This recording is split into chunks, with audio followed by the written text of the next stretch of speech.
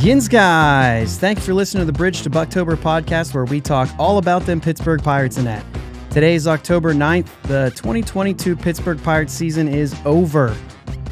The Bucs finished the campaign with a record of 62-100, just one win better than last year. But that's 3 straight seasons under a .400 winning percentage, 4 straight seasons under 500. So we're going to recap the 2022 season one more time as we head into the MLB postseason and offseason. My name is Josh, and as you can see if you're on YouTube, I am not joined by Jake, but I am also not alone. You can normally hear Jim weekly on the Pirates Fan Forum from DK Sports Pittsburgh. I'd like to welcome Jim Stamm to the show this week.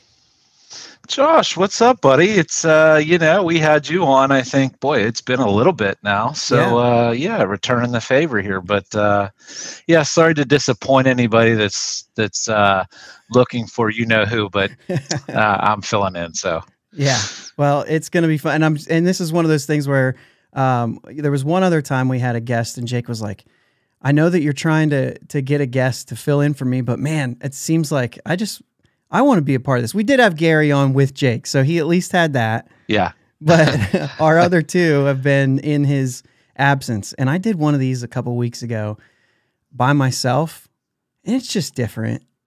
Dude, you mentioned that in a DM, and I'm like, I don't know that I would have the stones to do that. So kudos to you for trying it at least, right? Yeah. Well, you guys already did your season awards and stuff like that in an episode a couple weeks ago. So I actually know some of your thoughts. We're going to go through some of that stuff. But I'm actually looking forward to talking some baseball with you and hearing where our conversations go in regards to this season, because we know that it's been a fun one in some weird way, in some weird, sick way. Oh man. Yeah. I mean, it's been, like I said, I think last week I was like, it's just been daunting at times.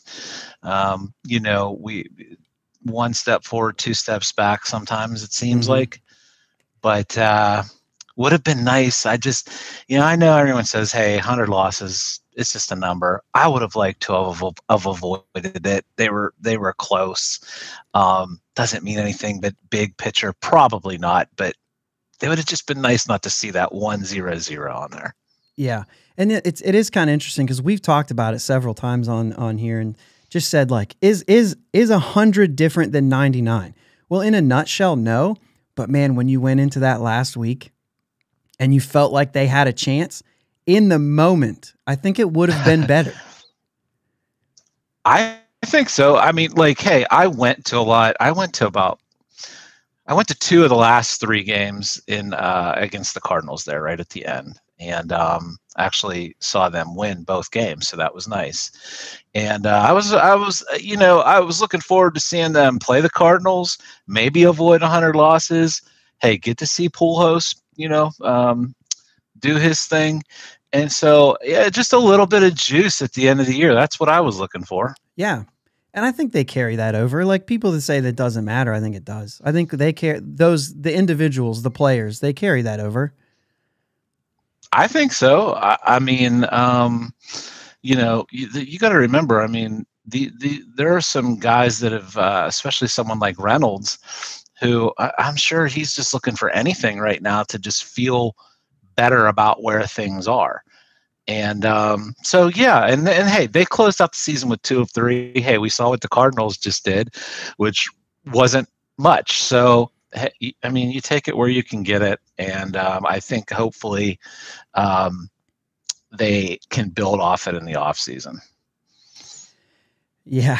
Yeah, we're going to talk all about those, I'm sure. And every week we'll be talking about whether or not they're building in the off season, and maybe even talk a little bit about that tonight. Yeah, we probably will get into it a little bit. How can you not, right? That's right. So let's see. They haven't done anything yet, which is not a surprise, but there is a little bit of information before we get out here. Michael Chavis, Jared Eichhoff, Eric Handheld, Dylan Peters, Tyler Beatty, Austin Bryce, Taylor Davis, Greg Allen, and Josh Van Meter. No surprise, they all elected free agency. So, Right. You know, it is what it is. I mean, some people might look at that and say, man, I really thought Chavis might stick around if he's comfortable. And it's like, listen, Taylor Davis went through this dance last year. He elected free agency. Nobody signed him. He ended up with a minor league deal with the Pirates.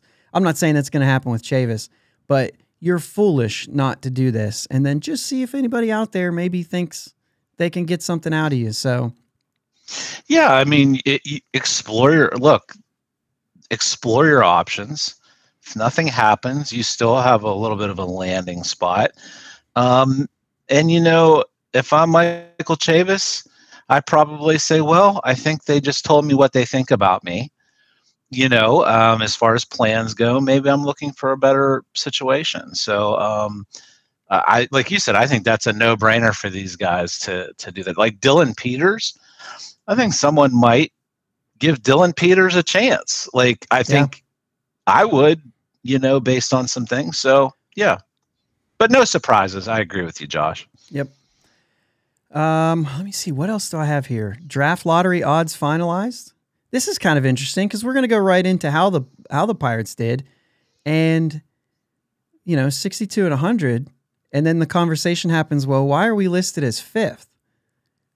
Because we technically should be fourth. If the tiebreaker with the Reds is head to head, if it's not head to head, we had a better record against the Central. If it's not the Central, we had a better record against the National League. Right. So, I don't know. Like I kept seeing that too. I was like, well, why is it flip? They should be flip flopped, right? And I guess is it just that I don't know. Did you ever get a reasoning for it? I hadn't seen one. No, what I've seen is as far as like Baseball Reference, it lists us as fourth, but I wouldn't be surprised, and I didn't check. I wouldn't be surprised if it also lists the Reds as fourth. You know what I'm saying? Like if it, yeah. Let me go to. Well, it's hey, we did a whole segment one time on whether we thought the Pirates were going to end up somewhere other than fifth place. So maybe it'd be nice to have a little clarification. I try to get my wins wherever I can. Yeah, it actually we lists. Said I think we both said third or fourth, and so yeah, it lists the Reds as fourth as well. So maybe if you're not actually going into the postseason, they say, it's just tie. They're like, listen, we don't really care. Are we the only division that doesn't have a last place team then? Are we actually better than Well, the Cardinals didn't help us in the sense of at least proving that the division was decent.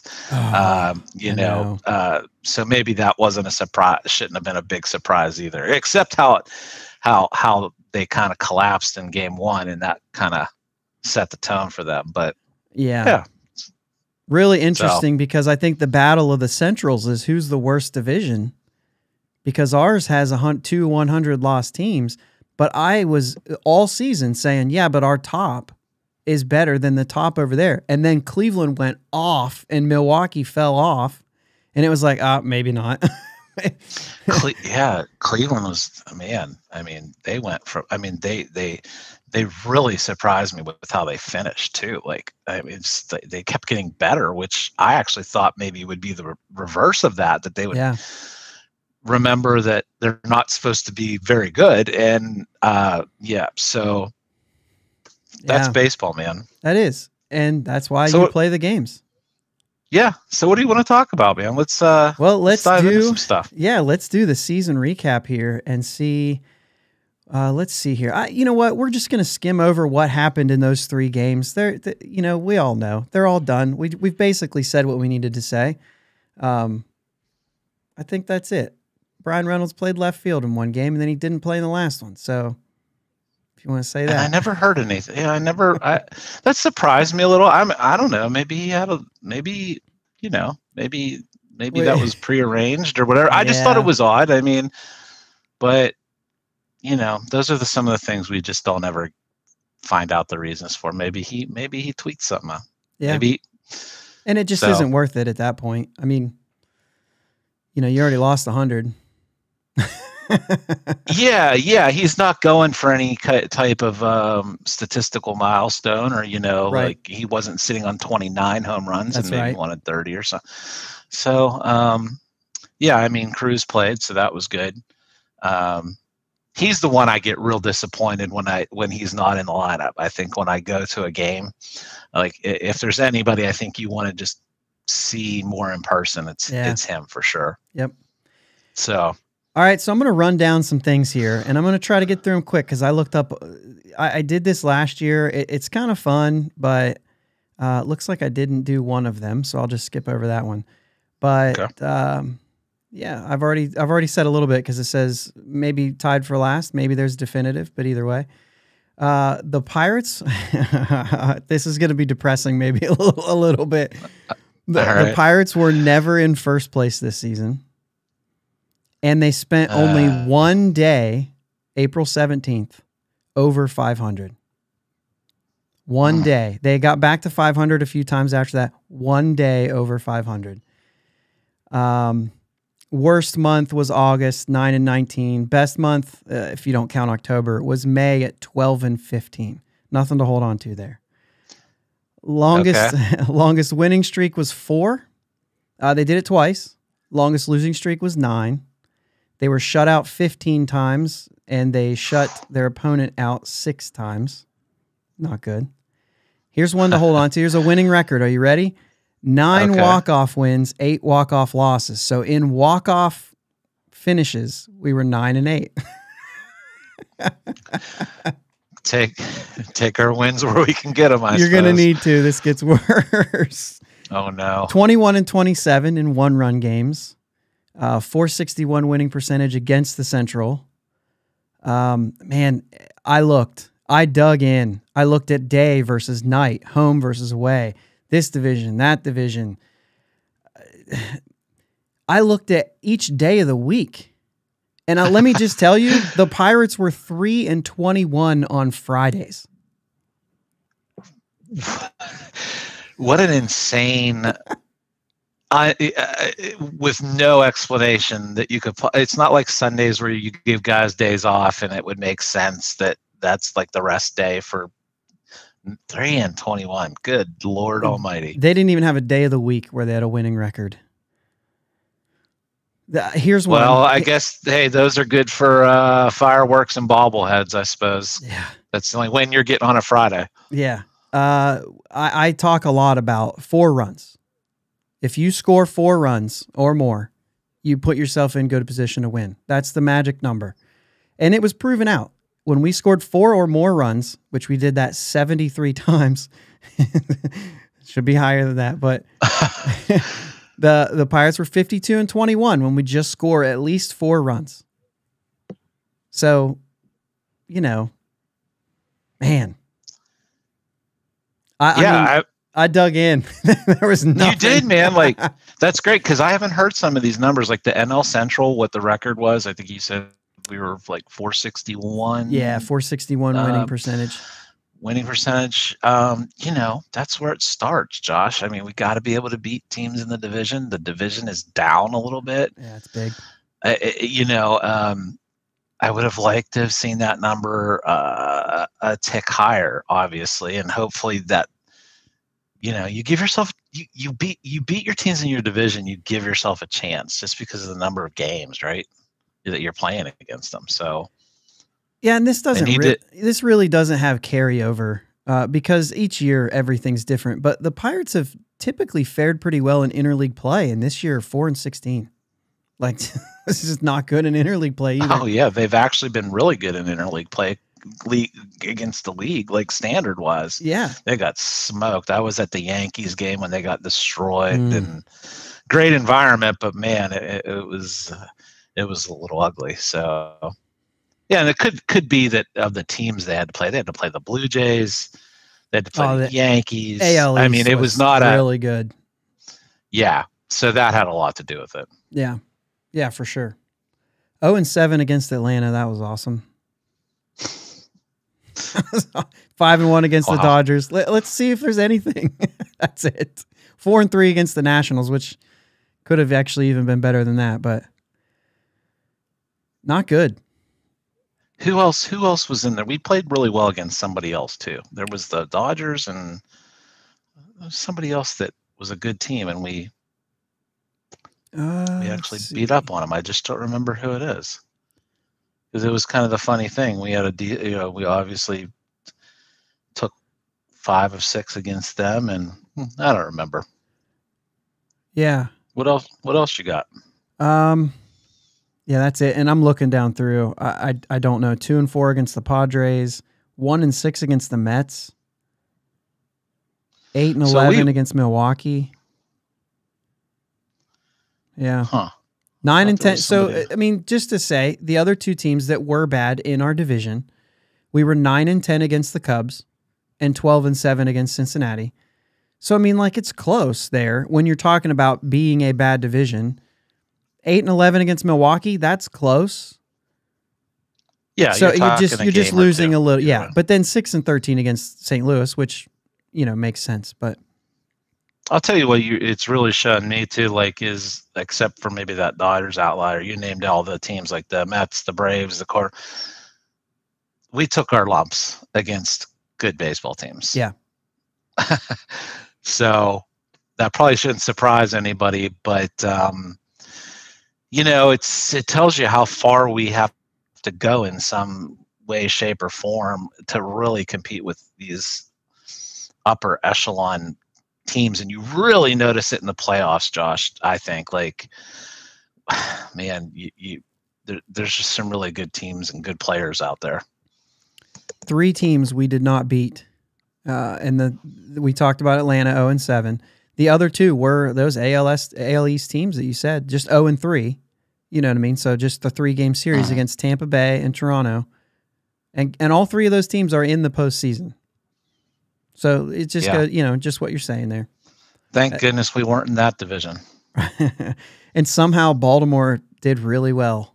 I mean, that is a sign. If you're trying to say, what are we looking for? You're looking for something like that, or something like what's going on in Cleveland. Sure. But I don't, And the tippy top of that mountain would be like the Atlanta Braves setup, which what they've been able to do. But that is, yeah, I've been looking at a couple of things too. If you look back at Houston, they had 3 straight seasons where they lost 100 games. And they were more than us. Like, we're talking 111, 109, something like that. And it was one of those things where they're tearing it down and rebuilding it, which is what we've gone through. And they had 1 year where they were, around 500. I don't know if they were a little bit over, a little bit under. The year after that, they were in the postseason going deep. It took off. Yeah, so, and you hope as a fan that that's what we're looking forward to. But until then, let's go ahead and go over some of and like I said, I know you guys covered some of these, so you've already got some stuff on this, but, and I think some of these are pretty self-explanatory, but I think this is good. Let's go over some team notes, some team awards.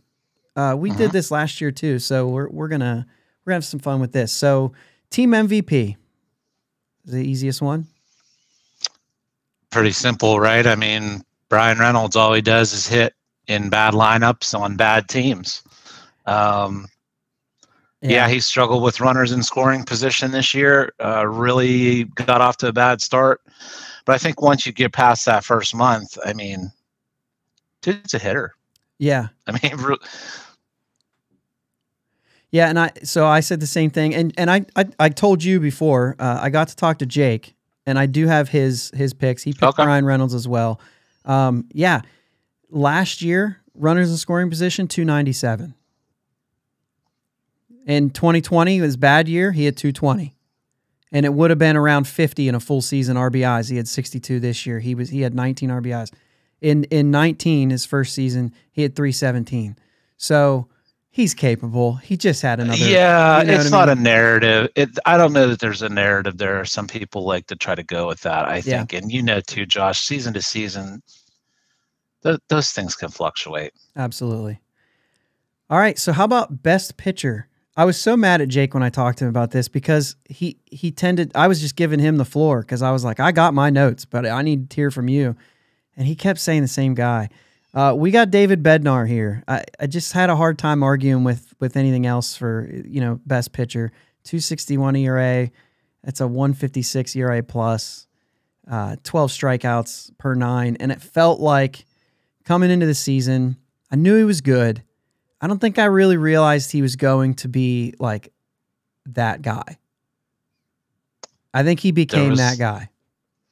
Tell you what, man, before he got some physical issues, he was top 2 closer in baseball, numbers wise, so for the first couple months. And I think some people may look at that and think, oh, well, he was pitching over his maybe ceiling. It didn't seem like that to me. It just seemed like he was legitimately that good. He was that dominant. I think there was a bit of an attitude that came along with it too. When you're talking about back end of that, it felt like he really came into it. Like it really, you know what I mean? And closers are finicky too. So even if it goes 5 years, I mean, you look at Hanrahan and what he was. He wasn't necessarily that for many, many years. So because I only say that because you say, oh, he lasted 3 years. And if he does, that doesn't mean that this isn't legit. Like I think it's definitely legit. But either way, for 2020 or for 2022, still my best pitcher. I think he's hard. I mean, if you want to get creative with maybe a suggestion, someone outside the box, I could tell you that maybe someone like Chase DeYoung might have been their best pitcher. His numbers, man, like I don't think people don't realize like he was mid 2 ERAs and a whip that was really good. He didn't fare so well with trying to close games there, but who was, so just that's a name I'd throw out there because he was really, really good, Josh. Seriously good. And those numbers are very close to the numbers that I just read off to Bednar, and I have them here. So they're close. I said 261 for Bednar. Chase DeYoung was at a 264 and did so in 20 more innings. Yeah, which counts. They used him a lot, which in the bullpen, I don't know. I mean, that could be said about everybody as we went along there. Yeah, he did pitch in 3 less games than Bednar, but he was going multiple innings. So, which is where you get those, where you get those extra 20 innings. And there were a few things that were just a little, that ERA is close, but just a tick better with Bednar. You talked whip 1.123 for Bednar, 1.144 for Chase DeYoung. So I mean, very close. The strikeouts is where it really hit. Yeah, 12 strikeouts an inning for Bednar and 7.4 for Chase DeYoung, and the strikeout to walk 197 versus the 431 for Bednar, where he just you start to get that. He only walked 16 guys, Bednar, and when you start getting that ratio up there, that's to me where it separated and because I was looking at Chase DeYoung. I mean, I was like, this blew me away. It blew me away, and I was not on. Like you said about Bednar is when you start seeing these like 4-1, 5-1 strikeout to K ratios, or that is walk, strikeout to walk ratios, like that's where you start it's hard to dispute. Like that doesn't happen by accident. You have to have elite nasty stuff to get to that point. So when you can strike guys out like that, things don't tend to domino on you. Because guys are going to earn hits off you no matter how good you throw the ball. Sure. If you can avoid 2 or 3 of those in a row by getting those strikeouts, I mean, that just goes so much further. Yeah, I mean, you can bail yourself out of a lot of situations. You don't got to depend on anyone else to do it. So, big difference. And you know what? Kudos to Jake on that too, because when I said, "Oh, great, they got DeYoung coming back," and Jake said, "Hey, I know the numbers weren't good last year, but I still think there's something there," and I was like, "You're crazy." And look, I did. I disregarded it too. Yeah, to be quite honest. Rookie of the year. Who do you got here? For me, it's Jack Sawinski. That's my guy, just simply because to provide that kind of power for a team that was desperately going to need it. If we could just get him to figure out how to hit away from PNC Park, like I've never seen. Coors Field splits don't look like Jack Sawinski's splits. No, it was crazy. I mean, it was 9 something OPS at home to a slugging of like in the 2s or 1s away, like and like they're even splits as far as like games. It's like 56 games at home, 50 away. But you know what? He handled getting demoted well. He handled some bad stretches well. I thought he showed some things at the end. He closed out the season, the last 15 or so games, playing better. So it's tough, man. That was a rookie going through some things, and I think he performed pretty well. I'm excited to see what he can do. Yeah, I was looking between Roansy, O'Neill, and Sawinski for mine, and when I looked at the numbers between O'Neill Cruz and Jack Sawinski, there was just enough from Cruz that I couldn't put him past it. And I actually never finished my whole thought. I have it written down, Roansy or O'Neill. And I didn't pick. But yeah, it's fair too. And it was just like, because I felt like Roansy never really, I mean, he had a couple bad outings, never really wavered from. I mean, he got sent down and shut down essentially for the time that he did.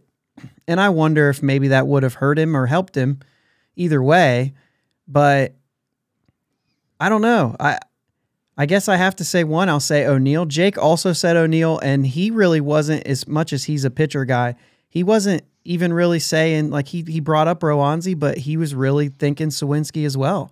That was his first answer. He said Sawinski, easy. Interesting. And I said, yeah. I like that you have his answers, because it just adds a little bit extra element to it to see if like one of us was on a track with somebody else. Yeah. So, I mean, with this many rookies, there was a lot to think, like, Yeah. Gold Glove Award. I mean, for me, it's still Hayes, even though I think people give him a little bit of a pass sometimes on some of like people say, oh, well, errors, that's not important anymore. Well, they still are. Mm-hmm. And he got off to an odd start there too. I think he had 5 or 6 errors with really early in the season. So he's still the best. He's still the best fielder on that team, and it's probably not even close. It's not, and his numbers weren't even close. I started looking, and I like a lot of the analytics. I don't quite understand defensive analytics to the degree that I would like to. But either way, all of the players on the Pirates were in single digits on those above average numbers, and he's double digits, just blowing it away. And it's just way too much. And he's still only, and I say only because, like you said, he started off with like a lot of errors. He still only ended with 12 errors.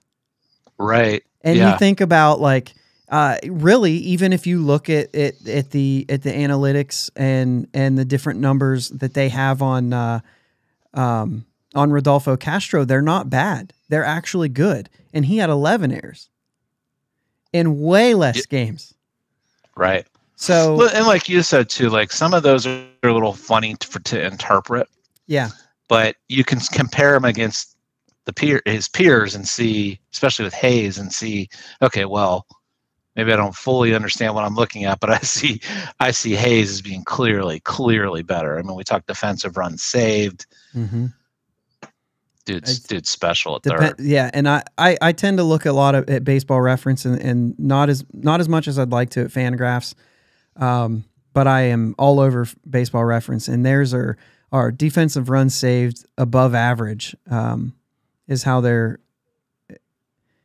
was looking at this. And it's Ke'Bryan Hayes with 24 runs saved above average, and the next guy is Heineman with 5.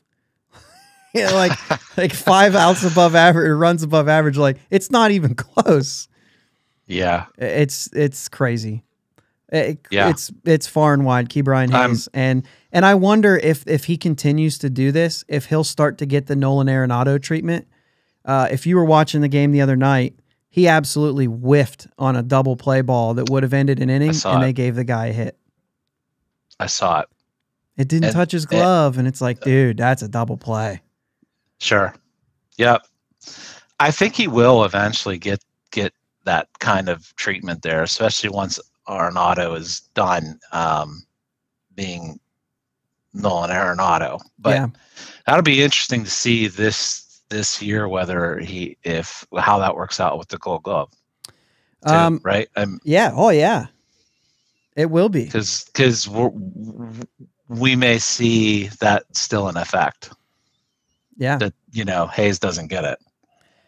The eye test before I started digging in, I was like, okay, it's probably Hayes, but I really wanted to look at Jack Sawinski because I felt like defensively he was so good.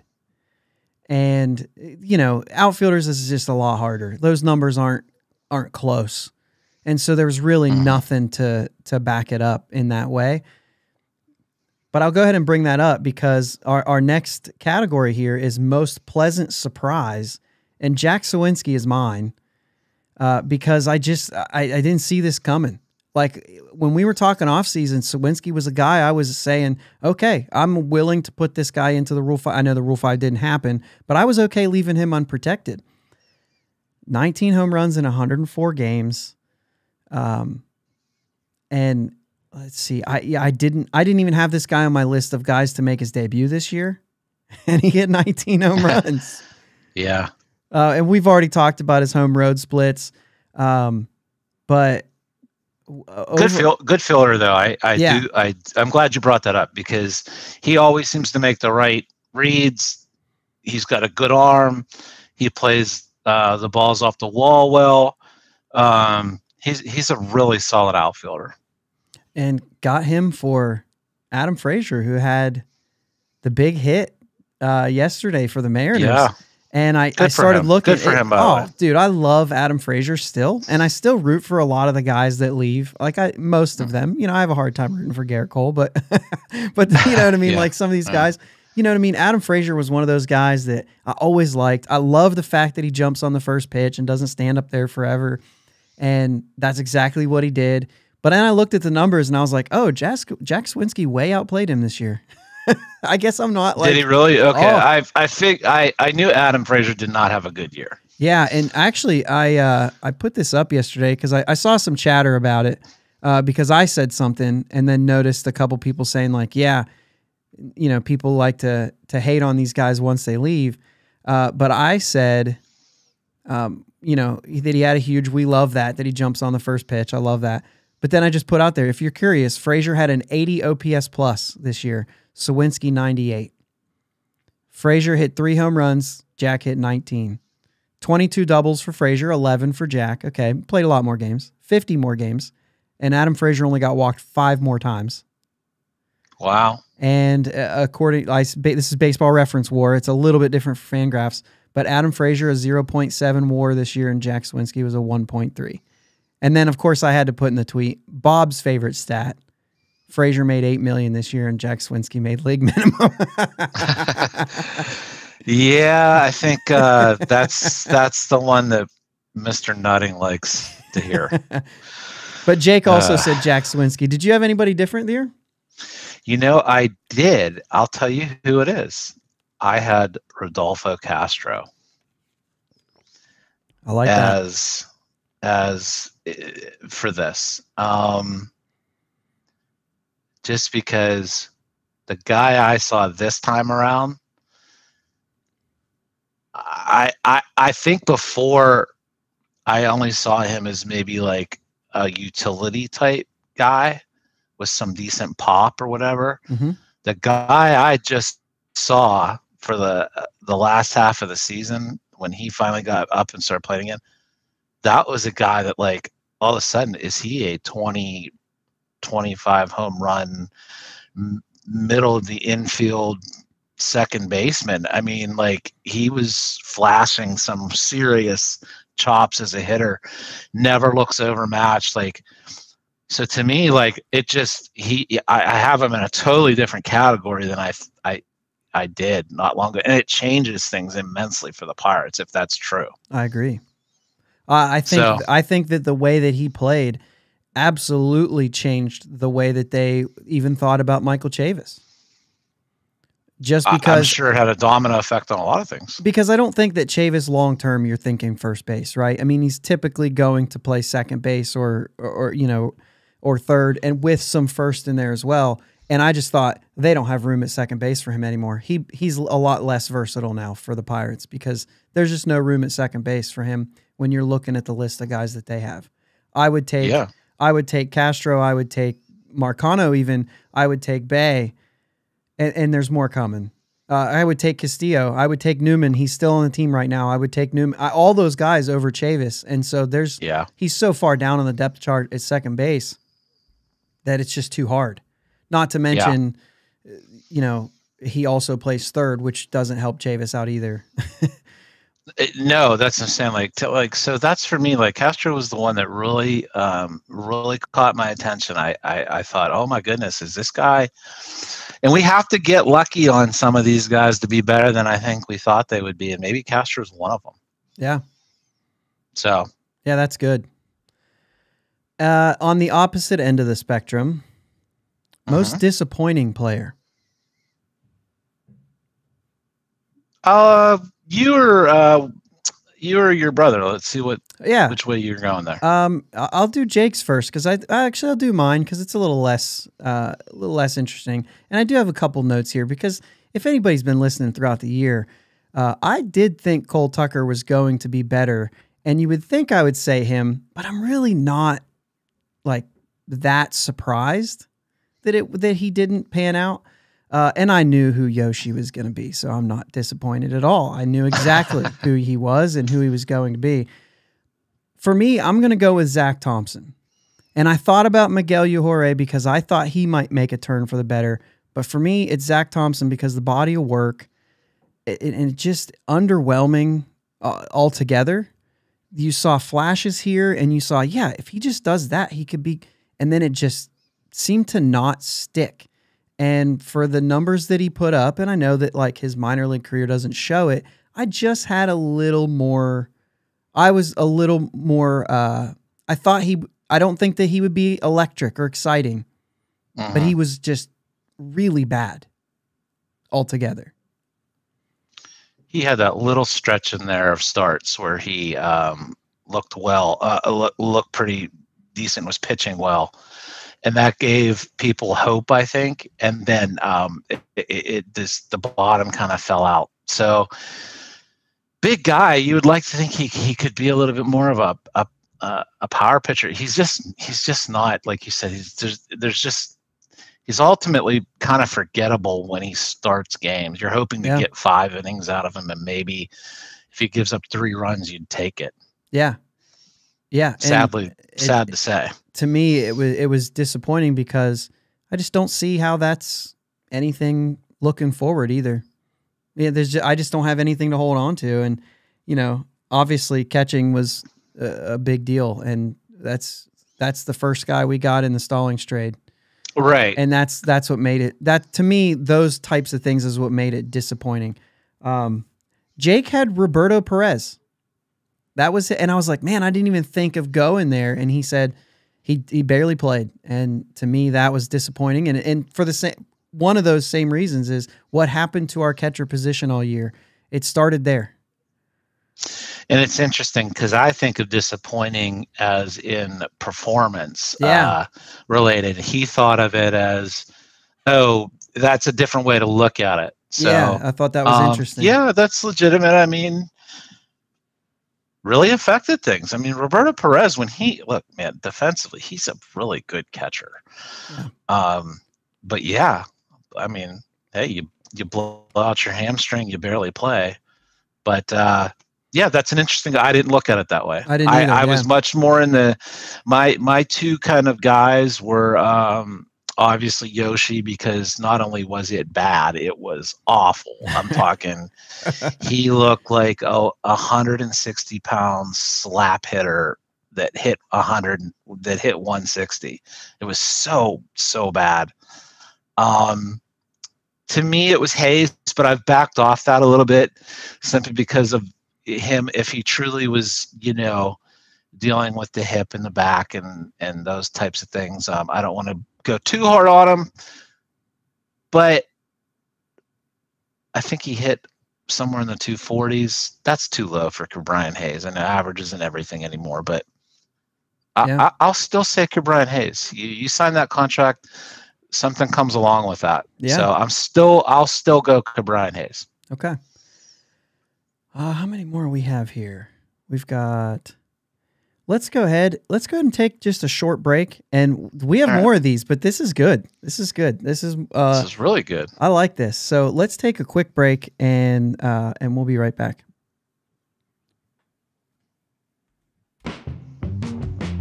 Thanks for listening to the Bridge to Buctober podcast. Check us out on Twitter, Facebook, and Instagram at Bridge2 Buctober. Audio podcast available on your favorite podcast platform. Video podcast available on YouTube. Follow us on the socials and subscribe to the podcast. If you're on Apple Podcasts, take a couple minutes for a review. We'll be right back. Swearingen Bat Company is Ohio's premier wood bat company, specializing in custom wood bats to meet any need from T-ball to senior league. Check out their website at swearingenbaseball.com. Link is in the show notes. Twitter and Instagram at Swearingen Bats. You can also find them on Facebook. Swearingen Bat Company, that's swearingenbaseball.com. Let them know you heard it here. And we're back here on the Bridge to Buctober podcast. Jim Stamm with us this week from Pirates Fan Forum and from massive Twitter following and whatnot. Oh, God. I know you have a lot of fun on Twitter, so. I do, man. I get in trouble on Twitter for my sarcasm, but oh well. So we're going through these. And I like this discussion. I think that this is it's good to kind of think back through the season and of some of these things, and we have some a couple good ones here coming up that I think are good to talk about. Some of the positives that came out of this year. Most impressive player. I'll go ahead and go first on this one. For me, it was O'Neal Cruz. I just think the arm, all of those things that quote unquote impress you. I had no idea that speed was what it was. That was the thing that got me when he took off and it was like, oh, he threw the ball really hard. I'm like, yeah, I know. He hit the ball really hard. I'm like, yeah, we've seen that. When they said he had the fastest sprint speed, and the first time he sprinted, I was like, oh. I did, that Shaq meme when it says I was not aware of your, yeah. That's what I thought of. Because I just thought, man, that really impressed me. I didn't expect that. Anytime you are mentioned in the same breath with Tyreek Hill for speed, and they measure him and he's super close as far as the ground he can cover. The dude's speed is legit, but overall, I mean, Cruz is my guy too. Look, everything about him is if you play baseball, you dream of being able to do certain things athletically. He can pretty much do all of those. Yeah. Throw the ball 100 miles an hour, great. You want to be the fastest. You want Tyreek Hill speed, great. You want to hit the ball country mile, great. I mean, yes, he's got to put it all together, but the fact that it's there is something. I just think about that clip of when Michael Chavis hit a home run in a game and he had to pour every ounce of his soul into hitting the ball out of the ballpark. And then right after that, Cruz comes up and does one of those easy swings and hits it 430 feet. And Chavis just sitting he's up on the dugout railing. And just you could see the look on his face is the things I have to do to hit a ball and watching this dude. So I guarantee you ask the players in the clubhouse, Josh, I guarantee you they say the same thing. Oh, yeah. It's probably Cruz. Yeah, especially when you're looking at, like I said, when you look at the word impressive, that to me, that's what it is. And yes, like you said, it needs to be honed in and become consistent. Right. But it's there. It is there. And Jake actually went with Roanzi on this one. He, like I said, he's a pitching guy. And he went with Rowanzi. He said, yeah, I know. O'Neal Cruz was impressive too. I'm going with Rowanzi. Okay. I mean, if you were trying to think like, okay, in my mind, it's okay. If I can't pick O'Neal Cruz, I'd probably say Rowanzi. Sure. Contreras never looked overmatched. And if he did, it was very, very small doses of that. And he always, even when he did not have his stuff, he still pitched well enough to normally get through it and look pretty good doing it. Yeah, I think that's the part where I would really go to the impressive part of Rowanzi was when he didn't have his stuff, and you could see that he didn't have it, he still was effective. Yeah, I mean, for him at that age to be able to pitch like that, that is really impressive. So, yeah. I don't think that anybody's going to have anything else here, but we could. The next one is most improved player, and I actually thought of Rodolfo Castro first because I always think of hitters first. But for me, it's no question. It's Mitch Keller. It's Mitch Keller. Yeah, probably. Yeah. I think I gave the different answer. I think I went with Castro on our show. I'd have to go back and look at it. And I did because I was but Keller, I mean, man, everything about him, his last 20 starts or whatever. I mean, everything was different. It looks like it finally clicked. Yeah. So, and it was a journey, and we all were excited, and then some of us didn't back down. Some of us did. I remember the episode saying, I'm done looking forward to his starts. I'm done. I'm not giving up on the player, but until he can put some of this together consistently, I'm not even excited to see him pitch anymore. And it was, I think we counted, it was 6 in a row where I said, all right, I'm okay now. Yeah. Well, I mean, it just took so long for it to stick. And he had to be super frustrating for the Pirates too. I mean, like the pull your hair out type guy to watch because you're seeing all this ability, but nothing was going right. I mean, to the point where they put him in the bullpen. That's when I really thought, okay, this is going. There might not be a coming back from that moment. And credit to him. I mean, and you've got to credit the staff a little, the coaching staff a little bit. Oscar Marine, and they added. He started relying a lot more. Was it the two-seamer? Mm-hmm. Yeah, I mean, so just night and day difference. That was unbelievable. And it's huge for the look. Mitch Keller has to be a part of this. Moving forward for it to take hold. Well, I think when you look at it and you say, I mean, there was a point where I said he's not coming back next year. He's not going to be here. Like this, we're done with this. And now it's to the point where you're like, you can't let him go. Yeah. Now it's okay. We have a foundation. We've got 2 guys here. And I consider that. I consider that 2 guys that I would consider top, depending on what they do, 1, 2, or 3. Mm-hmm. You know what I mean? And definitely in that category. Yep. And so then you're saying, okay, well, he's right there. And now we can fill out those last 2. With whatever that is, and that'll, that's to come. But oddly enough, maybe that makes him more signable because he wasn't so dominant, and we were able to keep him, which would help. Obviously, I mean, it's a huge piece of this now. Yeah. So what else? On the flip side here, the next one is, for lack of a better term, I called it "Dude Who Took a Step Back." I'll start with Jake's here because we kind of already broke down him a little bit, but he said Zach Thompson. Okay. For me, and man, I went all over the place on this. It's Bryce Wilson. I think his late season good outings that happened, I think they were misleading. I think this guy is. If I was running things, he wouldn't be on. He wouldn't even be in spring training with us. He wouldn't be.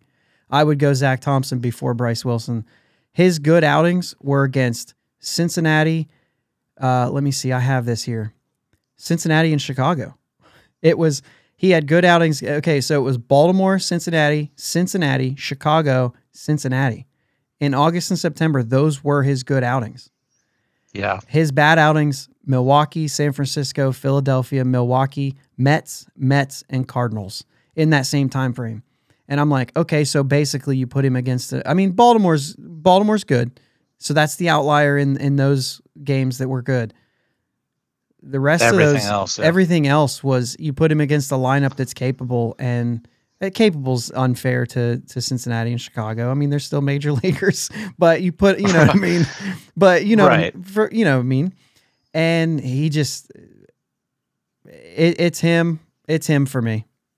Just look at his innings pitched to strikeouts on the year. It's for a league that is, you know, if you're not averaging around a strikeout an inning in today's game, you're in trouble. I mean, unless you're somebody that's just really crafty and whatnot, he doesn't strike out anybody. I mean, like, I don't have the numbers in front of me. 6.1. It's bad. I mean, like, you know, and he doesn't have anything really to make up for that. So he's got to let people put the ball in play. I agree with you. I think to me, if he's in any more of the discussion other than maybe like a mop-up guy, that's concerning to me. Injury depth. If he's in Indy, but he's not going to make it in Indy on the 40-man roster for me. That's it. That could be too. Yeah.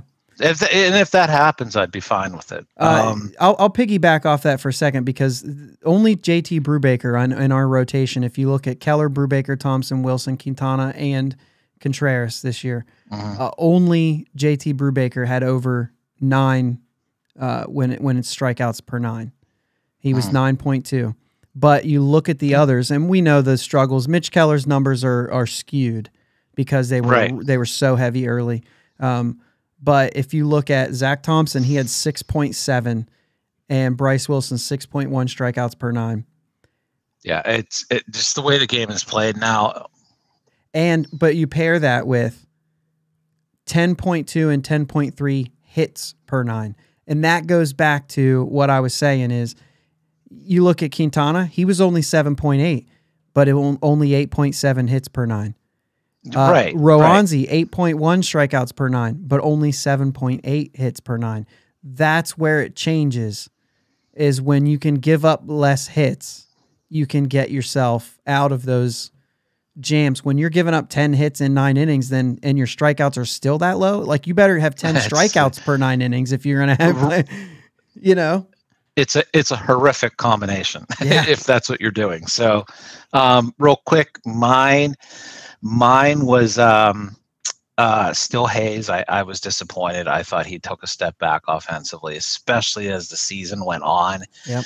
It just seemed to be more of a grind. So, you know, I think we're all aware of some of the things he needs to do or try to work on.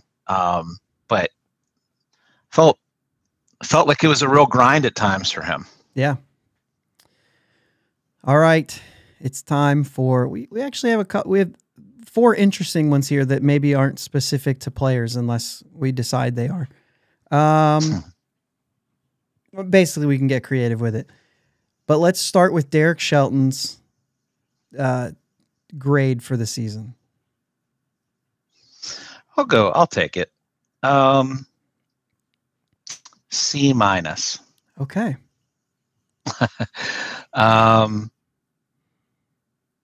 I really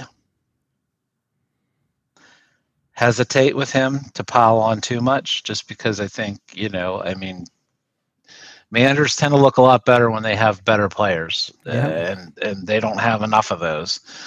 But I will say, and I almost gave him a D overall for it, is I thought he weirdly at times went to try to win games when other times they didn't seem to care. I thought they were very reckless with David Bednar. Yep. For a while there with the multi-inning, treating him as like, he was some just indestructible horse. And if you notice, once that happened and then he had the back issues and then he came back, they treated him totally different. Mm-hmm. No more multi-inning outings, no more. 51 pitches against the Dodgers to close out that. What are we doing? Yeah. It's fun, but ultimately not worth it. No. And I just think you can't be that reckless with a guy like that. Of course, David Bednar is going to say, give me the baseball. Mm-hmm. He's always, he'd have said that the next day if you told him it was important enough. So that's where I'm at with Shelton. I think this next year is a really good year to really kind of, I think it's the first year you can start to fairly kind of assess him. Yeah, last year I gave him an incomplete because I felt like he wasn't given a roster to make anything even worth it. This year I thought there was enough there. This is his second real season now. Right. And I gave him a D. Jake gave him a D+. I understand it. But my D was because of the way he handled the pitching staff, and it wasn't because I made the point a bunch because Jake was consistently on the fact that he didn't like the way that he handled the pitching staff in taking guys out instead of letting them go or using bullpen guys too many innings. Like, he was very hard on that. And I said, it's one thing to say you don't like the way he does things, but if that's how he's going to do it, then I'm not going to hold that against him if he stays consistent with it. But he wasn't consistent with it. Well, he moved around too much. He changed what he did from one start to the next. Yeah, and it's interesting because, and this goes back to why I probably kept it at a C- too, is I don't know what the marching orders are for Derek Shelton per player, and so that's the one thing I don't know is like, how if you're talking about Roanzi or if you're talking about Ortiz or like, what are they allowing? What do they want Shelton to do? And I know that they're in his ear about some of this because it's development. It's development and it's safeguarding pitching. Yep.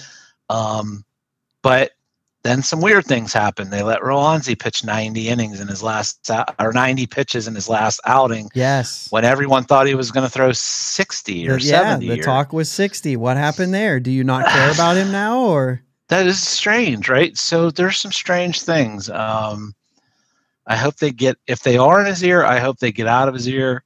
Michael McHenry brought this up on our show just the other day.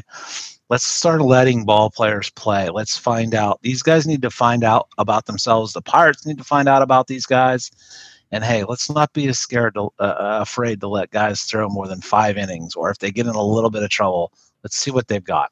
Yeah. So. Yeah, and the other piece of that to push me to the D also was I didn't like the way he answered questions sometimes.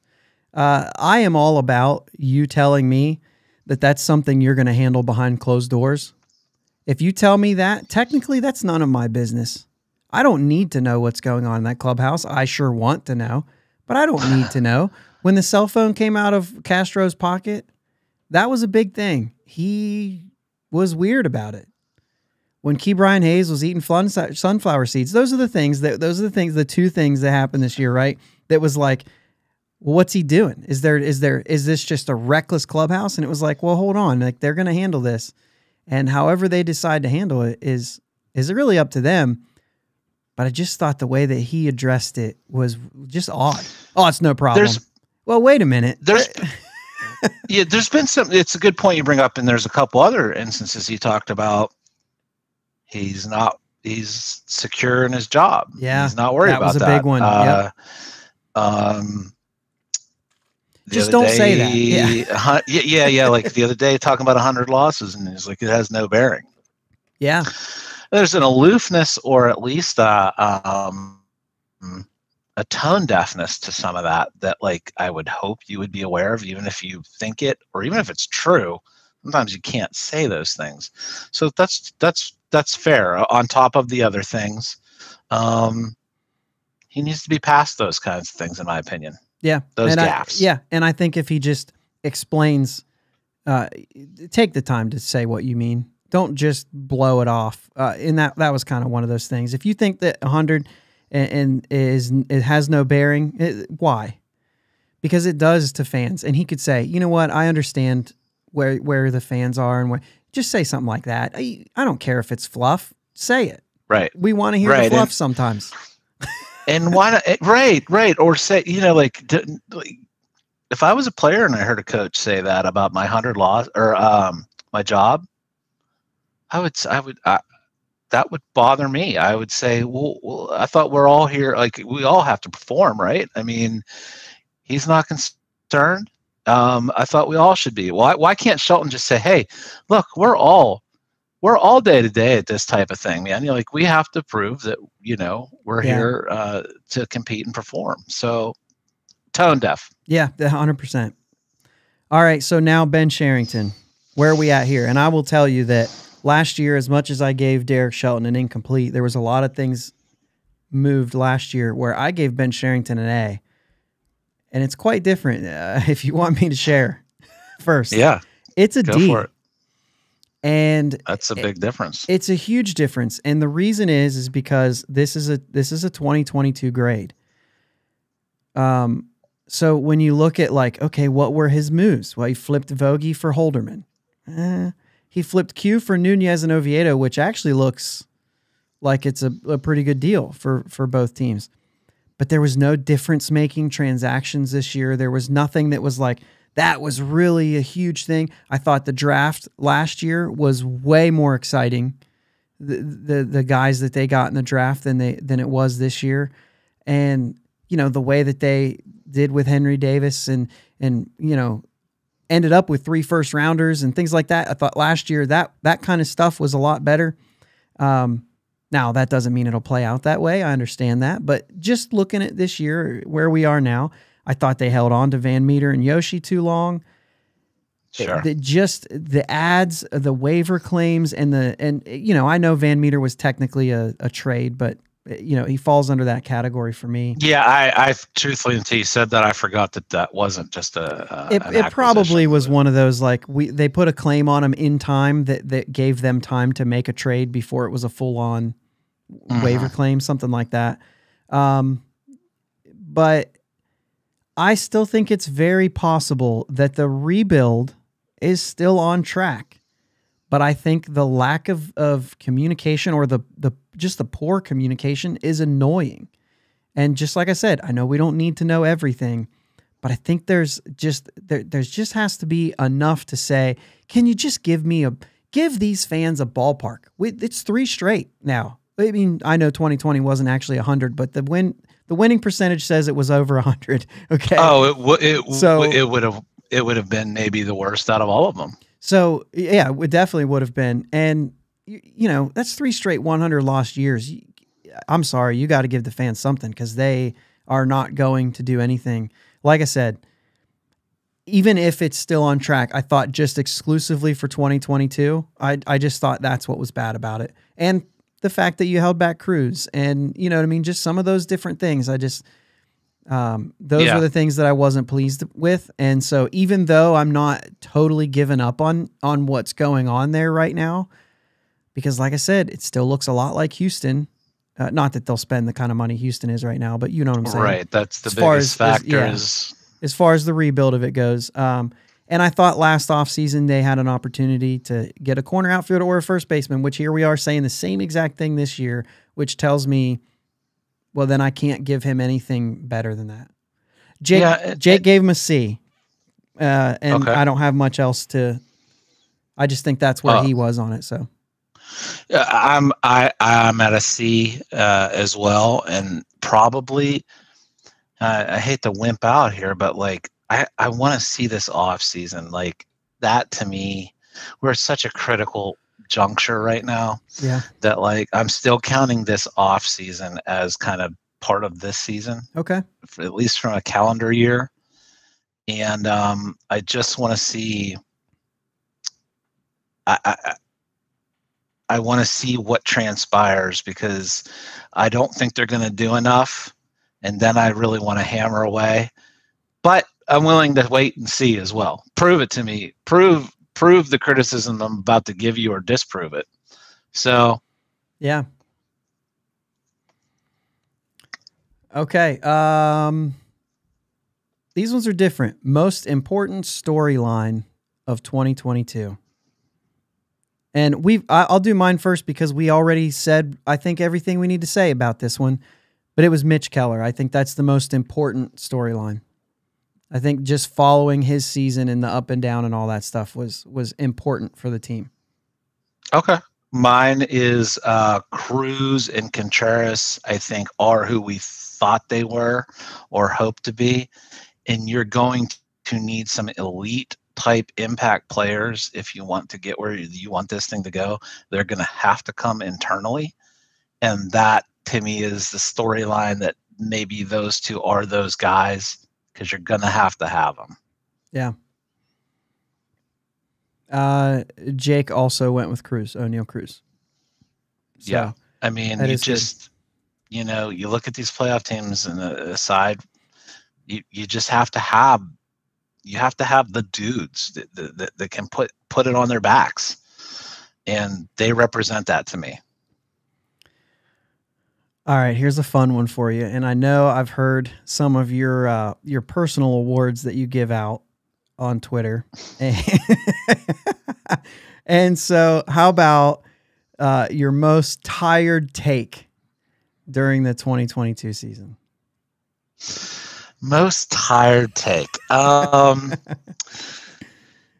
right. How about just, is this the tired? Is it my tired? Is it something I'm tired of seeing, or something I'm tired of repeating, or which way do you want me to go with this? I didn't think of it that way. I thought of one that you see that's, for instance, I have, who cares? They'll trade him when they get good. And Jake was basically the same, except he said, like, who cares? They'll trade Cruz in a couple of years. Like I don't care if he's good. So, like, it was really funny that he said that. And I actually got mad at him on the phone because I was like, dude, you can't just say everything I already have written down. Yeah. But okay. So mine would probably be like, we talk about the Pirates, right? I mean, we have podcasts. I get so sick and tired of someone saying, who cares? Why do you care? I'm like, well, check. We have bios on Twitter. Just look at it for just a second. There's a reason. Like, I'm not just some crazy loon hanging out on the Clemente Bridge that just is yelling at anyone that walks by. There's a reason we're talking about the Pirates. It's what we do. We know, and we know the game. So, that would be one of them. The other one that I can't stand is fire Shelton. After every loss, that, like, people just keep pounding that drum. I don't think they're going to do that right now. And B, when you see a bullpen like they had at the end of the year, and you are upset with Derek Shelton, you pick up the phone and pick someone from that bullpen. There's nobody down there. That's it. So that drives me nuts, because I'm not even saying that eventually that's not what's going to happen, that he'll have almost this stench of losing with him, that they'll want to move on and have someone else with more experience take control of this. But my God, look at the roster. Shut up about firing Derek Shelton. So that's probably my biggest pet peeve. Yeah, I mean, the thing is that I'll save the rest of it for the Jaggies. Yeah, there you go. Sherrington has a plan that's developing. I would guess that Derek Shelton is the guy that he wanted to be there for that process. So he's not going to get rid of him, because he's doing exactly what you said earlier, what he's been asked to do. And so, yeah, I get that. And I know that who cares, they'll trade him when they get good is a take that didn't just happen this year. but I'm still Yeah. sick of it. It's lazy. It's boring. Like and it's not true. And so Jake said when he said on the phone, he goes, I'm just tired of defending it. How many times do I have to list off McCutchen, Marte, Polanco, Harrison, all those guys that they actually did extend when they needed to? And they've already shown with Key Bryant, like, it's not when they get good, it's when they get expensive. and you know what I mean? And really argue with me about my favorite player, probably, since Andy Van Slyke, is Andrew McCutchen, and probably most of ours, and tell me that we didn't make a good decision. Because baseball decision, you can't. You'd be hard pressed to. You know what I mean? Even though I want him back, Sure. It's not that. That's not the point. He declined, and that's the way it goes. Well, anybody that's talking about rookies and saying they're going to be gone in a year or two, it's just not even set up that way. Like, no. Even if there's years and years of control. Yeah. It's one of the worst things about baseball from a player standpoint is how long you have to go before you can finally start earning, look at Brian Reynolds at this point, even. So that's just, that's just, and if you don't care, why comment? Yeah. If people don't care, why comment? They care. They're just mad. Yeah. Well, hey, in a way in a way, I understand that, but find a different way to do it. That's right. We got one last thing, and then we'll do something fun before we get off here. But we're going into the off season here. We're all going to say who they should sign, who they should do, all these things. But I thought it would be interesting to throw out a couple coaching tips. And I'm like, well, I'll see where it goes. But without like really explaining, but like just things that we say going into the off season. I mean, maybe this is something of one of the guys that we said you took a step back, or, you know what I mean? Maybe it's as simple as O'Neal Cruz needs to get consistent, whatever. Just a coaching tip. I've got two of them.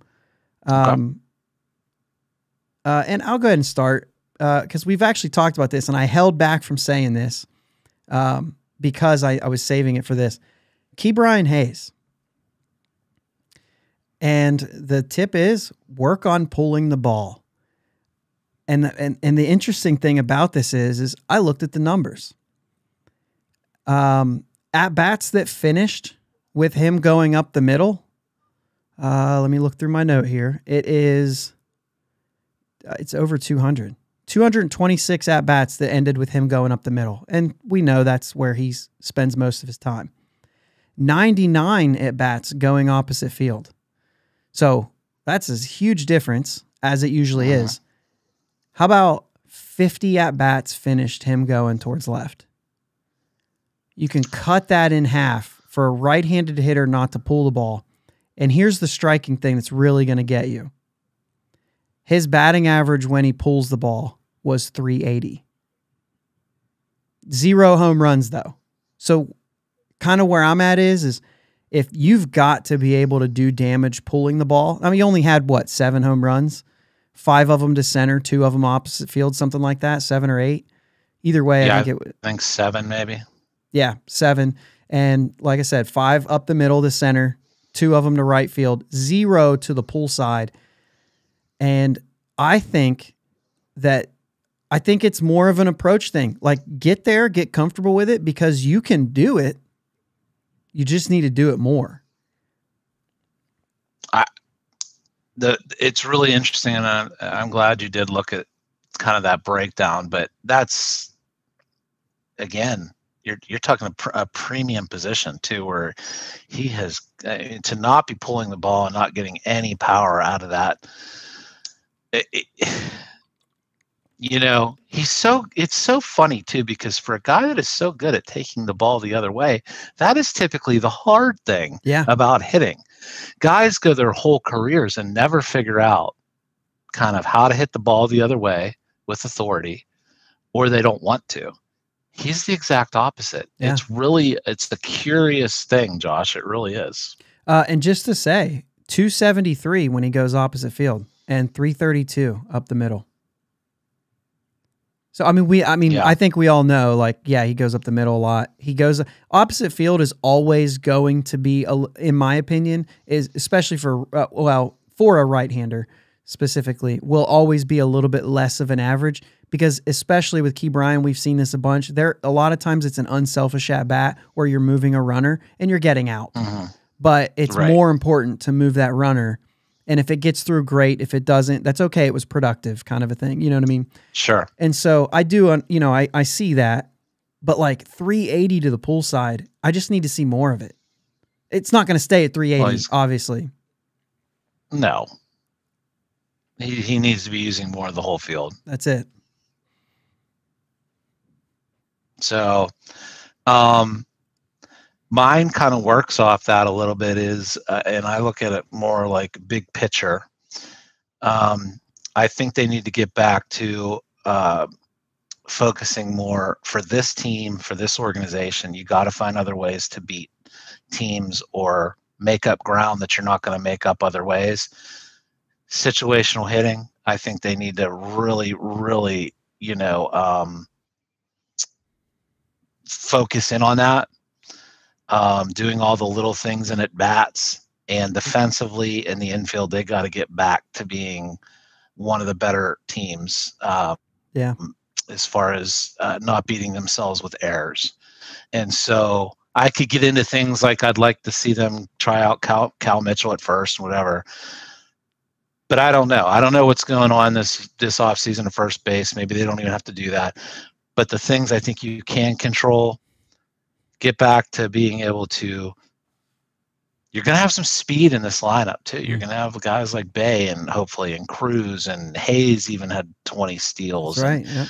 So let's stress the defense a little bit. Let's focus on what you talked about, which is sometimes moving the runner, having an unselfish at bat, doing things to generate some offense that way. And let's not beat ourselves with the gloves. Let's not beat ourselves with errors and throwing away ball games. So those are the things that I think that, like, hey, you don't have the biggest payroll, great. So, control what you can control. Those are things I think you can control to a degree. That's interesting. My second one is not necessarily for the organization to do this, but hey, Cal, go buy a first baseman's mitt. Take this upon yourself to buy a first baseman's mitt and work on adding first base to your bag, because the bat can be there. We saw good at bats from him. I think that if he can learn that position, his arm's not great. It gives him the ability to be there. If we do make a signing and he gets hurt, you can raise your hand and say, put me in the lineup if you're being forced out. And so I think you have to make yourself available for that, because it has to be. Somebody's got to step up. I would want to do it from a player standpoint, simply because, like you said, it makes me more valuable. And I watch him play the outfield. He's not a bull in a china shop. He's athletic enough. A lot people make the mistake that first base is easy. It's not. He's going to have to learn footwork, and he's going to have to know what to do on every play. And there's holding runners on. There's so much. Of course, that's my position. So I love it. I always will. But he's somebody that I think you should at least try there. That looks like he might be able to make the transition. Yeah. So and now maybe they're going to go a different route. Right. But if you remember back when they called him up, Shelton even made a statement about it was him or Sherrington, one of the two, made a statement about he was doing some things that they wanted to see, and it was centered around defense in right field. So it almost was like, hey, he made big strides defensively that we were asking him to make. So apparently there was an improvement there, which tells me he's capable of going and doing that. And we're talking about the one thing in his game that lacked was his arm. Well, and it's lacking. I mean, it's like I don't want to harp on the guy or whatnot, but I'm talking that's got to be a bottom 5 arm in right field. It has to be. And that's just something, again, when we talk about the little things, Josh, where defensively, I mean, you can't have him in a ball game out there late in a game with runners on, and what are you going to do? I mean, or he cannot, you can't have that. Yeah. So again, it's valid. Do you have another one? No, I think defensively, situational. Yeah. So yeah, I think that's big. Because to me, that's just like stuff like no matter what happens in the off season, what are you doing about these things in house that can help you win ball games? Yeah. Especially when they're in so many 1-run type games. They already were. Yeah. Yeah. 21 and 27. That's a lot of games. That's a ton of games, man. Just flip that, right? That's Even it. flip that. For sure. And that's all it takes. Right. How much difference would we be talking about this season had they just been able to do that? You know? So yeah, I picked 70 wins for this season. We might have seen that if we just played better defense. That might have been 8 games. It doesn't between that and the bullpen, and that's why I'm big on the bullpen too. I'm like, man, if you want to go out and spend some money, I'd do it in the bullpen. I would rebuild it, and I would try to get competitive there, because there's where you can make some headway. Yeah, and I think when you really look at it, there's still some guys there that are worth keeping there. Will Crow, Bednar. If they don't, I mean, DeYoung's at least going to get another season after that. Sure. You know what I mean? But like, there's guys there. Yeri's got a ton of potential. Holderman looked good. Yeah. We know what Bednar's capable. I mean, they've got some big arms back there. That's what I'm saying. Like, can you fill in those other areas? That's where I would try to make some hay, man. Like that. Yeah. That's a lot of names just to say, go add me. Actually, Manny Benuelos wasn't bad. He wasn't, and I kind of laughed at him when we signed him. Yeah. Is that sustainable with him? I don't know. Lefty arms are going to be a thing that they're going to need to look at too. Yep. If they can add another impact lefty arm and take a little bit off of him, he's still good. Like, you could add 3 pieces to that bullpen and say, like, yeah, we're okay. Especially if you can keep Johan Ramirez around for the depth. You know what I mean? Yeah. Like, yeah, it's doable. We'll all see. Right, man. We're a little long, but I know, man. Right. I get that way. Yeah, I do too. So it's perfect. We do this all the time. So this is nothing new. But we aim for an hour and we never fall short. So, before we get out of here, I will tell you right now, San Diego is leading 4-0 in Game 3 against the Mets. It's the bottom of the 7th. Joe Musgrove's still on the mound, still dealing out there. Good for him. It looks like, right now it looks like San Diego finishes it off, but the other game's 2 and out. I just want to know, and we'll have ours in here, and I have Jake's picks on the next step. Dude, first and foremost, I want to tell you, like, Fubo TV got me AT&T Sportsnet for this season. Like, I switched from YouTube TV to Fubo, and then we get to this point here, and I said, oh, crap, I don't have TBS. So I flipped. Is that true? I flipped. I'm back to YouTube TV.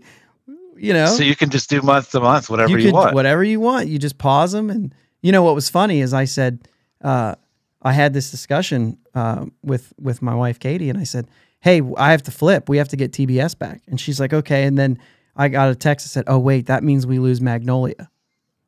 The Magnolia Network with Chip and Jim, So how did you navigate that? I said, well, from what I can see, The only days that there won't be baseball on is October 10th and October 21st or whatever the day is. I said, so I think you can go 2 days without. And then as soon as the ALCS is over, we'll flip back and we can have Magnolia back. The things our wives do for us. But yeah. First and foremost, we talked about this 3-game series, way to go. There's no more one game, so I'm not going to touch on that since we're long. Cleveland beat Tampa Bay. Did you have Cleveland there, or did you have Tampa? I had Tampa, just because I keep expecting this to end for Cleveland, and it's not. Yeah. For me, a 3-game series. I was on Cleveland because of their pitching. And it actually was exactly what I thought. Literally 4 home runs is all that happened in that whole thing. Offense was non-existent. Yeah. I worry for them. They're going on to play the Yankees. If they just had a game where they went 14 innings without scoring, if the offense doesn't click, they don't stand a chance. Yeah. But go ahead. No, I was just going to say, but I mean, I've underestimated them. So, the Yankees haven't exactly been setting the world on fire in the second half. So no, Jake's going with the Yankees. Okay. And I probably will too. Just again, we'll see if I would love for that not to happen, but we'll see. Yeah. I will say for now, I'm a believer. I'm going Guardians here. I think the Yankees are a bit of choking as well. And I'm going to go on them. I'm going to go with the Guardians because they finished it in 2 games. I think they're going to have the rest, that their arms are going to be ready to go. And I just think that, especially that 1-2, and I know Garrett Cole's good, but all you got to do is delay the game 5 minutes, and he stinks. Yeah, don't upset him because he tends to pout about it. Yeah. I was thinking Yankees when they finished that game yesterday. I thought, no, I think, and I know they went 15 innings, but I just think they're set up for it. I really do. And I think I'm going.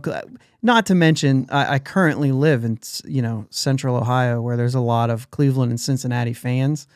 Right. So I got some friends who are that I'm saying they're a fun team to root for. Yeah, they're a fun team to root for. There's no reason to hate them. No. So what do you think in Seattle? Oh yeah, go ahead. What do you think in Seattle and Houston? I think Houston's just so darn good. They're so good. I just can't see that happening. It'd be great, but I think Houston's so tough. Yeah. I think that my pick would have been guaranteed been Houston if Toronto moved on. But with Seattle moving on, there's a real interesting thing here that Seattle's familiar with Houston. But I would venture to say Houston is not familiar with Seattle. The last time they played each other this season was before the trade deadline, which is pre-Castillo. Right. And just some of the surge that they've made late in this season, I don't think Houston really knows who they're playing. I think they're going to look at them as the little brother and could get shocked here. Interesting. So yeah, I'm going for the upsets in the American League. I'm not in the National League. I don't care who wins this game tonight. I have Dodgers in Atlanta moving on, and Jake has the same thing. I can't see it ending any different than that. I think they've been on a collision course for months now. Yep. Atlanta, the way they close things out, and LA, just the way they're built. Yeah. I mean, if that doesn't happen, it'll shock me. But yeah, that's if I'm doing it any other way, it's because I'm trying to hope something to happen, and I can't get there. Yeah, I'm the same. I spent a lot of time. I've shared this on the podcast before. when we were first married and didn't have cable, all we had was MLB TV. We spent a year in Indiana living there. And so we got MLB TV so we could watch the Pirates. We had nothing else to watch. So when the Pirates game was over, I was finding a West Coast team. And at the time, Vin Scully was still calling Dodger games. So there's a little bit of appreciation for Dodgers that's inside my heart because I got to watch so many Dodger games. I think one of the only nights I didn't watch the Dodgers was the one that Jerry Meals made the bad call in the 2:00 in the morning. Oh, I was watching that. I was watching that live. Yeah. I know. It was like that, other than that, every night I flipped it over to listen to Vin Scully. And so there's a little bit there where I'm like, I don't mind seeing the Dodgers do well because I just watch so much Dodger baseball that it's fine for me. You know what I mean? They don't feel like an evil team. But and for me, it's one of those things where if the Dodgers won it every year, maybe that would get some change in baseball. So I do think about it in those terms of like the more the good teams win it, maybe that gets enough people to say something's got to change. I mean, so if it happens that way, so be it. Yeah. Yeah, we'll see. It's either way. I love postseason baseball, so I watch a lot. I'm a baseball fan through and through. I like football too, but for me, man, I'll flip over to the football game when I'm watching the baseball game. It's not the other way around for sure. Yeah. But postseason baseball, man, every pitch, like it's a cliche, but every pitch. And that's what's funny to me a little bit about baseball is because things seem to get managed a little differently when the postseason comes around. Like things that maybe people thought didn't matter, all of a sudden they do again. So it's just runs are at a premium. You do what you need to do to get some of those runs in. Yeah. Really good. Well, we'll see how this plays out. And Jim, first off, guys, if you're not listening or watching the Pirates Fan Forum podcast, check it out. You mentioned it this week. You had McHenry on. It was a great show. I listened. It was awesome. And you have another one. Who's on this week? You have another guest this week, right? Yeah. As far as I know, he's still good to go. We're going to have Mike DeCourcy on from the Sporting News. And Mike's a legend. And I mean, he's originally from Pittsburgh. So there's that connection as well. And we've had him on before. He's just good at what he does, and he's got a lot of knowledge and insight. So, so check out McHenry last week. He was really good. He had some unbelievable insight and knowledge about the game itself and the Pirates. So, so thanks, man. Appreciate it. Yeah, that's awesome. What else other than Pirates Fan Forum? If people want to get in contact with you and check your stuff out, where are you at? Yeah, so I'm pretty much Twitter all the time. It's Pittsburgh all the time. If anybody follows me, they know I am all Pittsburgh. So it's at Jim Stamm 22 or for the city _412, and it's Steelers, Pirates, Pitt, and Penguins. And Steelers are hurting my heart right now, but we'll try to get through it. The pirate fan of me knows how to handle the Steeler fan of me right now. Let's just put it that way. That's cool. I like that. But thanks for having me on, man. And we'll have to get you back on at some point too. Yeah, for sure. That'd be fun. All right. Thanks, guys. That's all we have for this week. And we'll see you next week. Thanks for listening to my dad and Uncle Jake on the Bridge to Buctober podcast. Follow them on Twitter, Facebook, and Instagram at Bridge2Buctober. Don't forget to subscribe so you know when new episodes are released. Clear the deck, cannonball coming, and let's go Bucks!